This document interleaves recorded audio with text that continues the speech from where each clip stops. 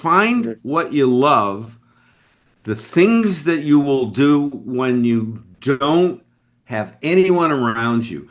I've never had a boss. I've never had a job. I've been straight commission or I own my own businesses. I come in this little room and do the work. Welcome to Unstoppable Podcast with Harry Sardinas, inspiring conversations with influential millionaires, investors, thought leaders, entrepreneurs who are making a massive difference with their innovative products and services, and sharing the challenges and wisdom of how they sold their first million.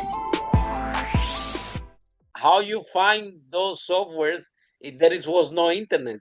You know, I'm going to a little bit because the guy who was making the software did know where those bodies were buried. So that night, Oh, Mitch gave me the clues. Okay. mm, It wasn't like there was a yellow pages, right? And there was no yeah. internet. He said, Jay, Well, there's one here in Boston. I hear, because remember, he was a supplier to those stores because he was a manufacturer OEM. So I take the last money I have in the world and I go to Washington, the store stinks. I go to Chicago, it's worse than Washington. And finally, on one Saturday afternoon in 1981, I walk into a 1,500 square foot retail store on Pico Boulevard on the west side of Los Angeles. And it wasn't Bloomingdale's. It wasn't like merchandise to the max. It was card tables, but they had the common courtesy to put each of the four existing computers in the world on those card tables. And here's what I saw, Harry. I saw 50 to 75 people on a Saturday afternoon standing around playing Pong. Remember? I mean, it wasn't very sophisticated at that moment, but there was, and I went, oh my God, this is the one. So I go over to the counter where there's this blonde-headed teenager. I mean, he looked like a surfer or a skateboarder. And I say, I'm Jay Sargent. I'm a marketing genius, franchise developer. I'm going to choose one of these retail stores and make them the leader. I'm going to make a giant. And I said, so I need to talk to the owner. And he goes, I'm an owner. Well, he looks 12 years old. I said, oh, wonderful. Nice to meet you. Hi, you're Glenn Johnson. I'm Jay Sargent. I introduced, I said, are you the decision maker? He said, oh, no, I'm only a minor partner. I said, well, who's the decision maker? He says, George Tate. And the minute he says George Tate owns this store, you remember that name, Harry? Ashton Tate, one of the three developers of the only software among microcomputers in 1981, owns this store. I almost had a heart attack. I was so excited. I said, oh my God, I didn't know Ashton Tate. Ashton Tate owns this store. And George Tate is alive. And where is he? He goes, well, here's the address. He's in Venice. I take a cab to a crappy neighborhood in Venice. Now I'm looking for mansions. Do you understand? I'm thinking I'm going to Bel Air. I'm going to Venice in the old days when it was junky, really junky. And I'm in a really junky place in Venice, California. And I say to the cab driver, are you sure this is the address?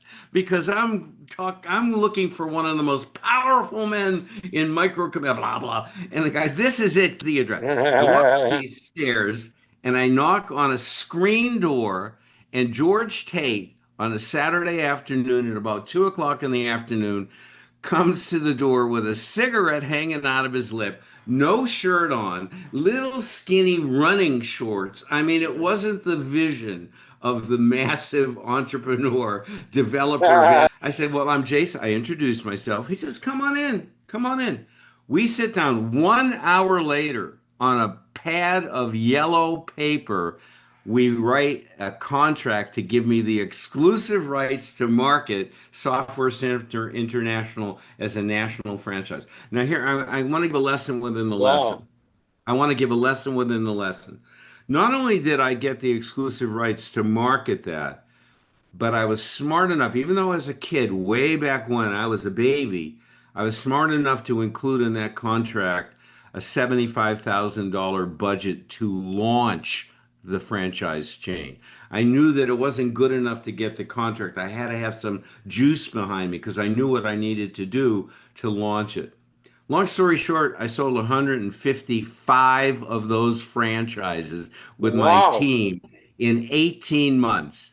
In 1982, in the first quarter of the year, we sold 60 franchises. And I'm going to brag Wow. a little bit. I sold 48 of the 60. My team sold the other 12.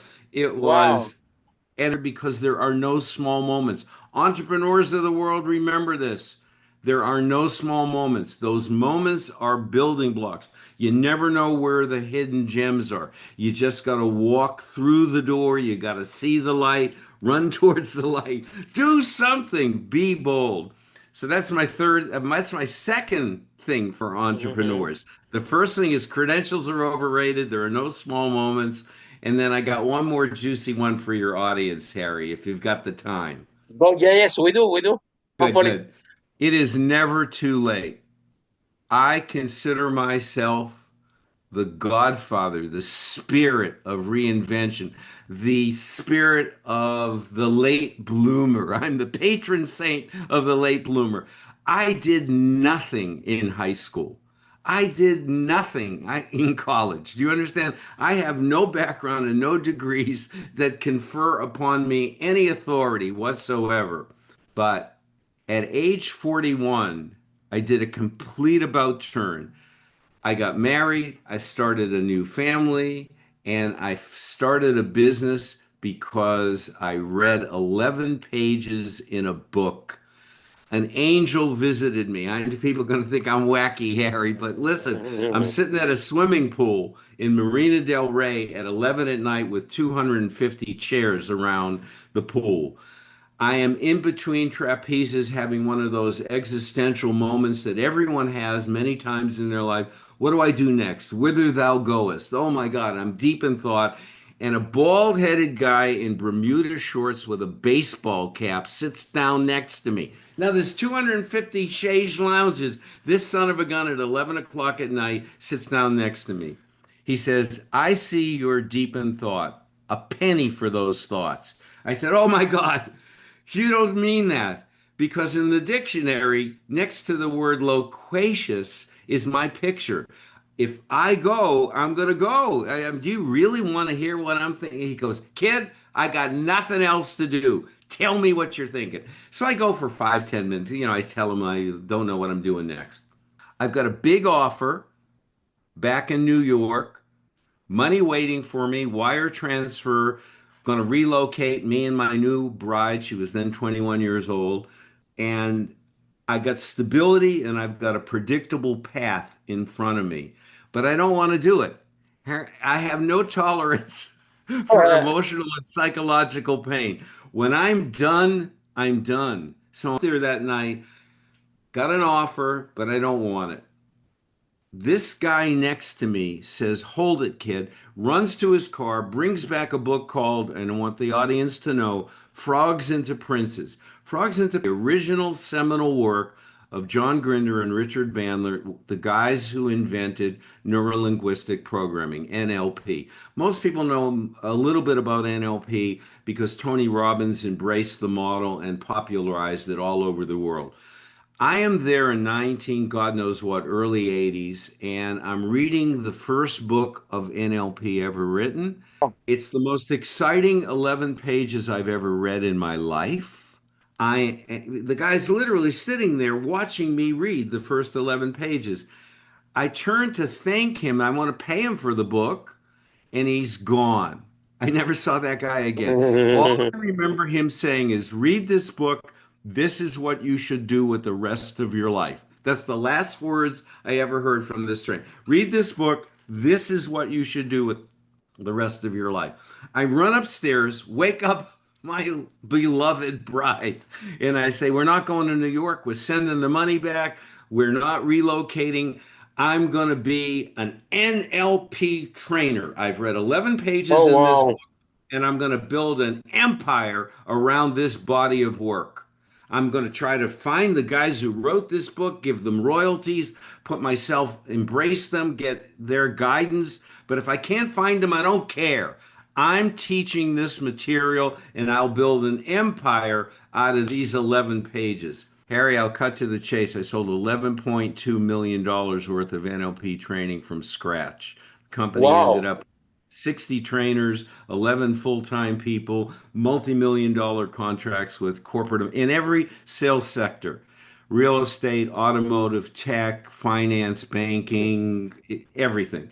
And at the end of the day, it all started one more time in the middle of my life. I was 41, turned down something I didn't want to do something that seemed highly speculative, but it turned me on. And here's the part. Last night I went to my grandson's high school graduation party. I have a grandson who's 22, I have one that's 18, and now I have one that's 3 weeks old or whatever. So I got Well, grandson. congratulations. Thank you. So I went to the party, and all I said to the kid going off, he's going to go to New York. He's going to go to school in New York City, Fordham. And I said, here's what you need to know. There's going to be many, many ups and downs. But if you take what you love, the thing that you would do if nobody was around, all I want people to do is to pursue what they care about. Because if you care about something, then you immerse yourself in it. I don't want to give a million other examples, but I just said to the kid, and I know what he wants. I know he wants a beautiful girlfriend in New York. Do you understand? He's 18 years old. He's thinking he's going to New York to find a girl. So I thought, well, if he's trying to find a beautiful girlfriend in New York, how can I create the leverage as his grandfather to inspire him to actually try hard in school, which is the only thing I care about, right? So I said, listen, you're going to be in New York City. If you want the most beautiful, articulate, and bright woman, not a dull woman, but a bright woman, she's going to want to know that you care. She's going to want to know that you're going to class. She's going to want to know that you've read books, that you're a man of emerging ideas. The sexiest thing you can be is a smart person. And a smart person goes to class and studies. So if you want, so whatever you're going to do at 8 o'clock in the morning when you don't want to go to class because you got drunk the night before, which will happen, I know it. It's 8 o'clock in the morning. Instead of blowing the class off, go, whatever I learn at 8 this morning will help me at a cocktail party on Friday night. And now everyone in the family laughed, but I mean that. I mean that. Find what you love, the things that you will do when you don't have anyone around you. I've never had a boss. I've never had a job. I've been straight commission or I own my own businesses. I come in this little room and do the work. Follow us for more interviews with world's most influential, audacious entrepreneurs that overcame challenges and adversity, providing you with the blueprint of how they sold their first million so you can grow your business exponentially.